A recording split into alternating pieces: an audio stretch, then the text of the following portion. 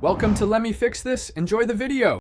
You start by securing data, back up to an external drive or cloud, because diagnostics can require changes. Once done, open Event Viewer and filter for error and critical entries. This points to drivers, disk, or power issues. Next, run a SMART check on the system drive to detect impending failures. Make sure to record timestamps and error codes so you can correlate crashes with specific events. That gives a clear first snapshot of hardware versus software causes. You boot into safe mode to isolate third-party interference, then uninstall recently added drivers or applications linked to the Event Viewer errors. Once safe, run sfc/scano to repair corrupted system files, and follow with DISM Restore Health if problems persist, because file-level fixes often stop spontaneous crashes.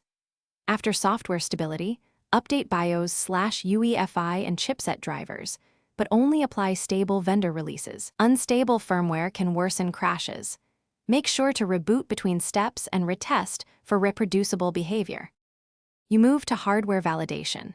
Run Memtest 86+ for multiple passes and reset or swap suspect RAM, because intermittent memory errors cause random crashes.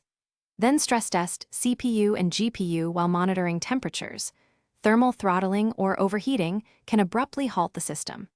Verify PSU voltages if voltages fluctuate under load, as power instability is a common silent culprit. If hardware checks pass but crashes persist, perform a clean OS install.